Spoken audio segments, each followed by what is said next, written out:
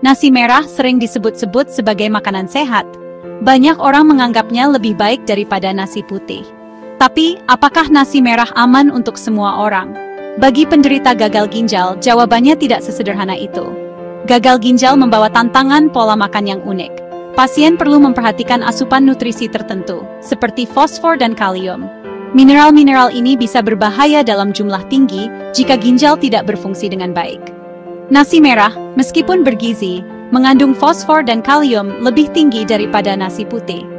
Hal ini menimbulkan pertanyaan tentang keamanannya bagi penderita gagal ginjal. Penting untuk memahami dampak potensial nasi merah pada kesehatan ginjal. Pengetahuan ini membantu pasien membuat pilihan makanan yang tepat. Perbedaan utama antara nasi merah dan nasi putih terletak pada proses pengolahannya. Nasi merah adalah biji-bijian utuh yang mengandung kulit ari, lembaga, dan endosperma. Sedangkan nasi putih, kulit ari dan lembaganya telah dihilangkan.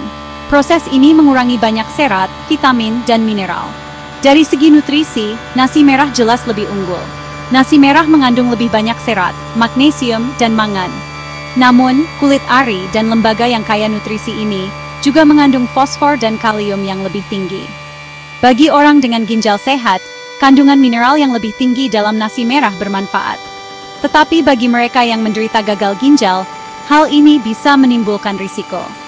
Memahami perbedaan ini penting untuk membuat pilihan yang sehat.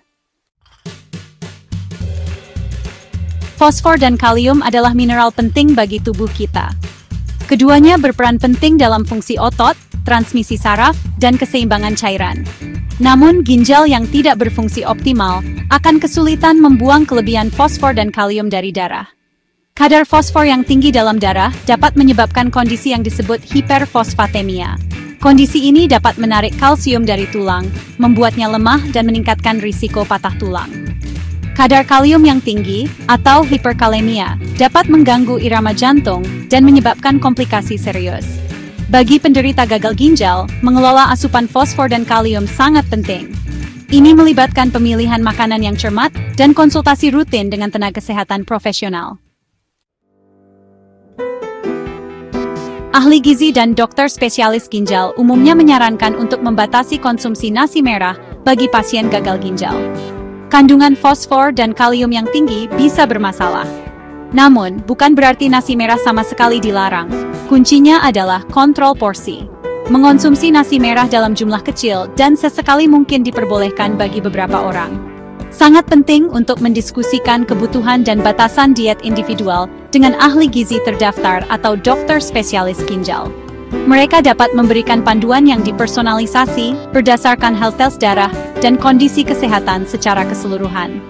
Moderasi dan pemantauan yang cermat sangat penting. Dengan bekerja sama dengan tenaga kesehatan profesional, penderita gagal ginjal dapat membuat pilihan yang bijak tentang konsumsi nasi merah dan mempertahankan pola makan seimbang yang ramah ginjal. Jangan lupa like, komen, dan subscribe ya untuk tips kesehatan lain.